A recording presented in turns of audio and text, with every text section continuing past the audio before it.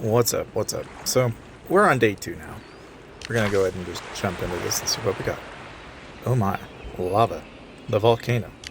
You landed on a volcano. My man, you're gonna get us to Daybreak Island, but you landed us on a volcano. I don't know, the next thing you know, this guy's gonna land us on a desert. I swear. But he's probably not to be trusted.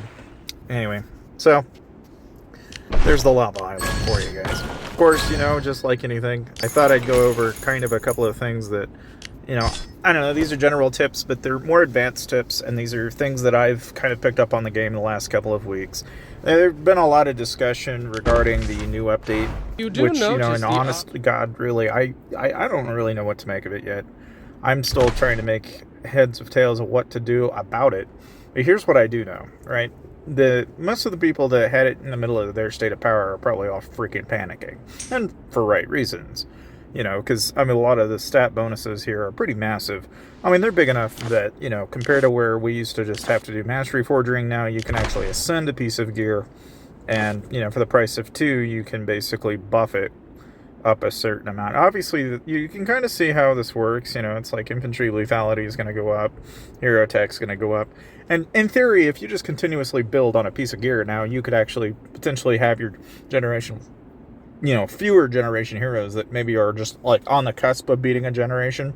Might actually be a really feasible thing now, the hero gear. Gear Ascension has effectively changed the game a little bit in ways that we really didn't anticipate.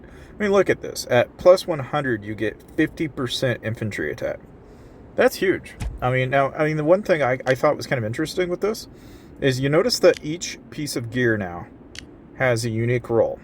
So like certain pieces are going to give you infantry defense, whereas other pieces are going to give you infantry attack. But mind you, you have to get them up to plus 100. That's going to take a lot of time to get all the way up there. So even though you can leverage that extra 50%, it's still a lot you have to invest in terms of just gear enhancement experience and such. It changes the whole way you approach the game, right? And so now, I think my advice to you guys has always been sound in regards to just sticking to 3 sets, because it seems as though that is just the general rule of thumb right now. Even though, it can help you in arena. If that's what you're going to do, great. Like, I get it, all right? Like, looking at this guy, look at him. He's got plus 19 already. He's already got level 9. Oh, my days, dude. This guy is nutters. This guy is absolute nutters. This guy's got plus 79. I don't even know what to do with that information. This is, like, the type of stuff that honestly makes me, like, kind of roll back my eyes. I'm like, I don't know how this guy has all that, but that's actually crazy. Now, Takeshi's kind of one of those guys. He's 1.4 billion, okay? We're going to establish this guy is the giant badass in 467. I don't know, to be honest with you, you compare leaderboards across all states for personal power, and there are some players out there, guys, that are stupid high on the rankings, and he's one of them, okay? There aren't very many of them out there, though, but he's number 21, okay? Now, some of these players that have been playing for a while, they're in the, top 100, 70, 80, a couple of them out there. But still, like, the point I'm trying to get across to you is he is way up there. He is abnormal. Okay, now, look at me. I'm like a freaking scrub in comparison. It's like you look at that and you're like, oh, my days, what am I supposed to do with that information?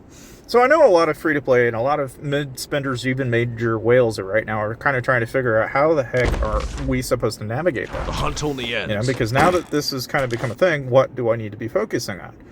I think ultimately, you notice how, like, if you get a plus 100, you get marksman defense here. The benefit of it, right, is it's going to increase your lethality as you're upgrading it, but it's only upgrading your marksman defense when it's maxed out. Mind you, though, you see a 30% increase at level 60.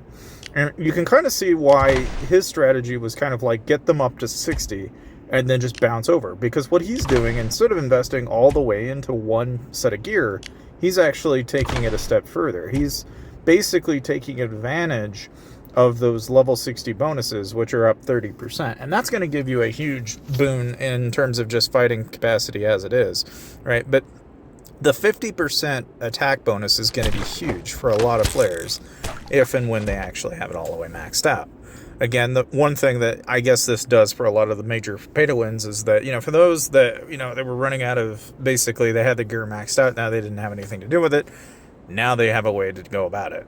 But it also kind of changes the way you can approach Arena now. I mean, it's like now if you have the top-end Gen 4 heroes, or Gen 5, Gen 6, or even Gen 8 now that we know is out there, and obviously, the benefit of it now is, if you didn't have the fully maxed out set of heroes, you could throw that on a set of normal hero gear on a generation prior to it, and you're probably still going to be balling pretty darn well. And that's really interesting, because now we're in a situation where you really don't know what to expect in terms of what you're going to get in the arena, just in terms of combinations, because that's going to change the way that, more or less, you can add a lot of power, right, to your hero combinations. I mean, even like basic heroes that are even like not even SSR grade now have a possible avenue to being in competition with even Gen 1 heroes that are SSR. It's actually kind of crazy to think about. That said, though, that change is pretty big.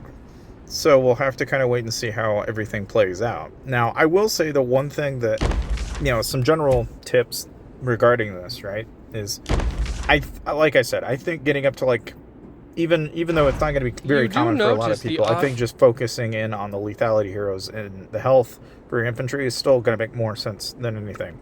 The second tip I have, and this is really not talking the hero gear anymore so much, is it's actually kind of more related to, I guess, to kind of give you an idea of what I'm going to discuss here. It's kind of reports based. It's more about your attacks and such.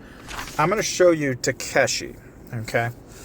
So here, for example, this is around like this is basically a fort defense that I had against Takeshi Kovacs. Now, you'll notice that my infantry, my lancer count, my marksman count are all higher, right? But this guy is able to solo it out completely. And you might be thinking, well, why on earth is he able to do this? Because if you look in the battle details and you actually take a look at the skill, and again, I think this stuff is really fascinating. I point this out, though, because this is, to me anyway, it gives you an idea of just how much of a difference it actually makes on the stats. Mind you, okay, we're looking at 708 to 1306, 531 to 1064, 578 to 1363, 598 to 1119, 771 to 1150, 588 to 934. And this number is not even current anymore. This guy continuously adds to it. Plus, you've got the special bonuses here. So he's got a 20% bonus on top of it. And we don't have any bonus, okay? So you take all of that with a grain of salt, right? But this is also with FC5 troops. Of course, we had some FC1 and FC2, FC3, and even some FC4 troops in that mix. So that obviously kind of tainted that quite a bit as well, And so given what I'm showing you, right, as far as the stats and everything, as far as that is concerned, the main tip I have for you here, okay, is that when you look at what is going on here, okay, the single solo that he sends here is pretty much a mixed blast. He's not doing anything crazy, right? And yet his statistical bonuses are huge. And you can see that some people are sending Patrick. I happen to have, a 15% rally bonus.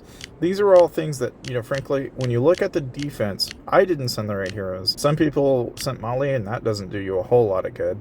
And even with all of that in consideration, right, being that I've got, like, Alonzo, I've got Mia, these are all great for rallies, but they don't work great at all when you're trying to defend. And mind you, you can also see he's got one of the Generation 4 heroes in this mix as well, which is also going to give him a boon in terms of health. And plus, he's even got a pair of relatively decent heroes here that, it makes a huge boon to what you're able to do. But the main thing here is that you can see the Secret Tonic is going to give you a 25% chance of dealing damage. We did a lot of troop kills there. Plus, we had 30% coming off of Crystal Gunpowder, thanks to Greg. And so the one thing that I'd like to point out here is that even though you can have a troop power comparison where, of course you can look at it and it'll tell you the odds of winning are going to be slim to none, you'll also notice that you'll see his combination. So he's sending 50% of his army is infantry, 20% of it's lancers, 30% of it is marksmen. That is the method by which you want to use whenever you're going out and attacking players. Now, what went wrong here is, I think you can kind of see why, but you can see we had too few infantry. We only had 25% of it being infantry. The other problem you can see is that, we have a fairly decent high count of marksmen and lancers. Having a lot of lancers helps in defense quite a bit, but without a sufficient amount of infantry, it will easily topple over. Now, even though we have all of this, it's still a huge statistical difference, so much so that you really don't stand a chance. In a game like this, you have to know what you're up against, too. And this is one of those things that, unfortunately there is, and I think a lot of people love to, point out that, it's like, man, the game is getting so hard to play when you've got players that spend so much more than me. And it's like, well, it's a pay-to-play game, guys. It's not like you can just fight and expect to be on even ground. You're not ever going to be on even ground against the pay-to-win players, guys. So it's why I play the game more for the PvP element, not the PvP element of it. And so my tip to you guys is, if you know this going into the game, focus on what you do enjoy about the game. In my case, I like to hunt monsters, do polar terrors. I like doing bear trap. I prefer doing Crazy Joe and those kind of events. But when you do the PvP element of it, you can do it in the first couple months and you might have a fairly good experience fighting other players. But after a certain point, you really got to know who you're fighting. You can't just fight everybody. It's sooner or later, there will be somebody bigger than you, and you will probably want to try and avoid them at all costs, because they will probably crush you. And that's, really about the only other tip of advice I can give you.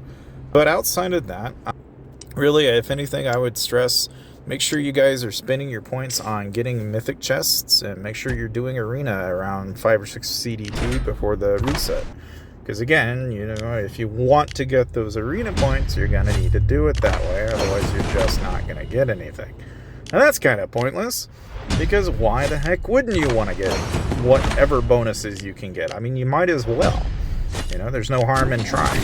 It obviously becomes a lot easier the closer you get to like 3 or 4 months, though, because there's not near as much activity. I'll be honest, it's like I can get to the lower ranks and I don't have to really sweat it a whole lot. Obviously, I do still have some Gen 4s that I've got to deal with, but even though I've got Gen 3 stuff that's not even fully maxed out, I'm still competent and still able to fight, in part because of all that time and effort I spent on my hero gear. But again, continue saving your fire crystals, and for those of you out there that are still beginning to play the game, make sure you go into your cookhouse, change your production, change this. That's a super big tip. The only other thing is, obviously, you can skip your arena battles. You don't have to watch them. You can just pull through. It's easy peasy. And of course, make sure you go through and claim your idle income every day from your explorations. And always upgrade your embassy after you upgrade your furnace. You'll thank me later. These are all the tips that I have for you.